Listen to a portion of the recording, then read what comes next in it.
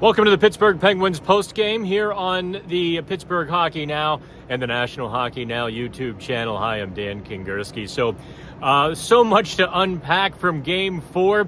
Really a continuation of Game 3 and the third period, specifically of Game 3, in which the Penguins seemed to find an extra gear the New York Rangers couldn't match. It really, these last couple games especially, have borne almost no resemblance whatsoever to the four regular season, very tight, very low impact, low scoring chance games. The Penguins lost 3 of 4 in the regular season, while the Rangers have now lost 3 of 4 in the playoffs after the Penguins' 7-2 win in Game 4. If I look a little bit worse for wear, you'll have to forgive me.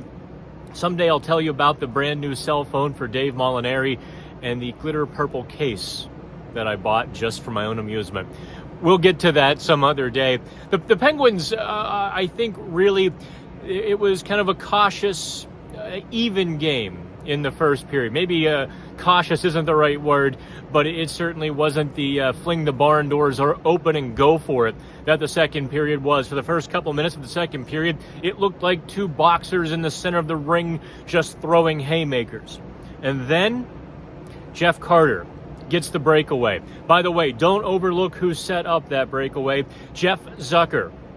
Jeff Zucker runs CNN. Jason Zucker really, I thought, had an electric game. Zucker gets the puck, races down the wing, gets even just a step on the defender, which allows him to kind of float the pass ahead for Jeff Carter. Carter goes 5-hole, hits the post. Did that rattle Shesterkin just a little bit? Because less than a minute later, the Penguins scored 2 goals in 24 seconds. Bang, bang, and the place was rocking. Shesterkin, at that point, certainly was rattled. The Penguins didn't let up, though. That was perhaps I think the most impressive thing. We're going to get into the X's and O's inside the PHN Plus report card, which I'll link to in the comments, or actually in the description of the post-game video, because there were a couple of technical things I thought the Penguins did exceedingly well, but what they did overall very well was stay on it. Stay in the Rangers' face. In fact, they got more aggressive.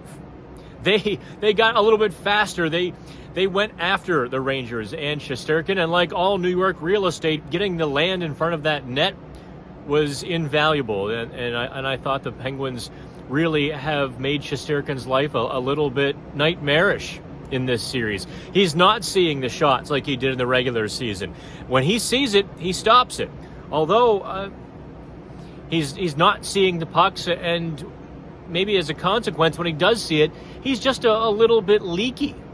I haven't seen him drop this many pucks or had this many rebounds in his feet stuffed into the net all season. A .935 save percentage is now kind of washed away as the Penguins lead the series, of course, 3-1. Let's go over some of the key performances. Of course, Jake Guentzel and Sidney Crosby, they're next level right now. They are just absolutely, I think, torturing the Rangers. Zabinajad and whoever else Gerard Gallant is trying to put out against Crosby and Guentzel, they're fish food. Evgeny Malkin, Kasperi Kapanen, and Danton Heinen. I don't think it's hyperbole to say that Danton Heinen may have played one of his best games ever on Monday night. Can you think of a time when Danton Heinen touched the puck and it wasn't impactful? When it wasn't a dangerous situation, or making it dangerous for the Rangers because it was a scoring chance for the Penguins. He was all over the offensive zone, and he was fast out of the defensive zone. Evgeny Malkin, forechecking with aggression as well. That line has been often on their heels in this series.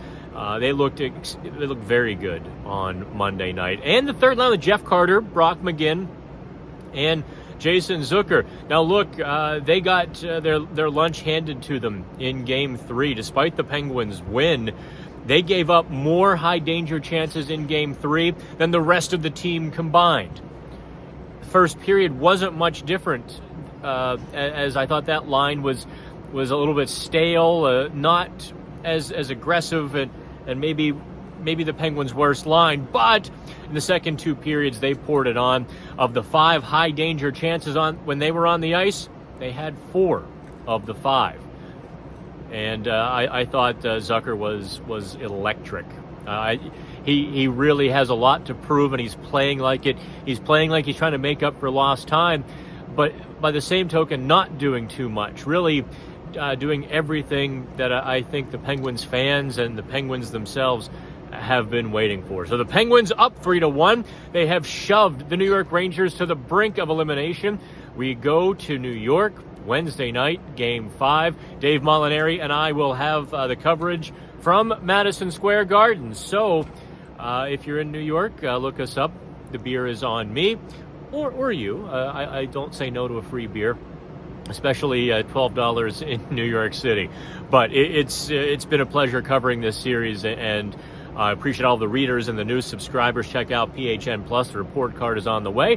I've exceeded 5 minutes, so that will do it.